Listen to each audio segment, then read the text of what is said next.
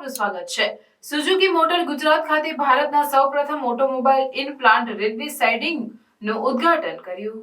ભારતના carbon net zero ઉત્સર્જન લક્ષ્યાંક સાથે સુસંગત પેટ્રોલ ડીઝલ ઉપભોગને ઘટાડવાનો અને રસ્તાઓના ટ્રાફિક ઘટાડવાનો એક મહત્વપૂર્ણ પ્રયાસ।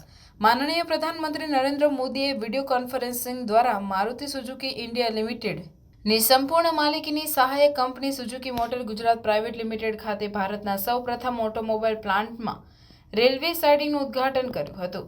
પ્રધાનમંત્રીની આગેવાનીમાં ચાલી રહેલા ગતિશક્તિ કાર્યક્રમના ભાગ તરીકે આ પ્લાન્ટની અંદર સ્થિત રેલવે સાઇડિંગ માલસામાનની હેરફેરમાં કાર્બન ઉત્સર્જન ઘટાડવા, અશ્મિભૂત ઇંધણનો વપરાશ ઓછો કરવા અને માર્ગો પર વાહનોની ગીચતા ઘટાડવાનો હેતુ ધરાવે છે। એક વખત સંપૂર્ણ કાર્યરત થયા પછી ગુજરાત રેલવે સાઇડિંગ સુવિધા સમગ્ર ભારતના 15 જેટલા સ્થાનો પર વાર્ષિક ધોરણે 3 લાખ કાર ડિસ્પેચ કરી શકે છે।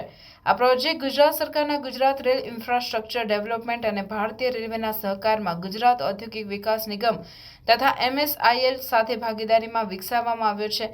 ગ્રીન લોજિસ્ટિક્સને પ્રોજેક્ટ સમર્પિત કરવા મારુતિ સુઝુકી ઇન્ડિયા લિમિટેડના મેનેજિંગ ડિરેક્ટર અને CEO હિસાશી તાકેઉચીએ જણાવ્યું હતું કે પ્રધાનમંત્રીના મહત્વાકાંક્ષી ગતિશક્તિ કાર્યક્રમનો ભાગ બનીને અમે ગર્વની લાગણી અનુભવીએ છીએ, જે માલસામાનની હેરફેરમાં કાર્યક્ષમતા વધારે છે।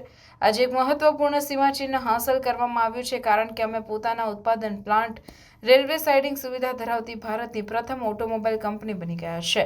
તાકેઉચીએ ઉમેર્યું હતું કે અમે 2030-32 સુધીમાં પ્રતિ વર્ષ 2 મિલિયન યુનિટથી વધારીને પ્રતિ વર્ષ 4 મિલિયન યુનિટ સુધી કરીને અમારી વર્તમાન ઉત્પાદન ક્ષમતા બમણી કરવા તરફ આગળ વધી રહ્યા છે।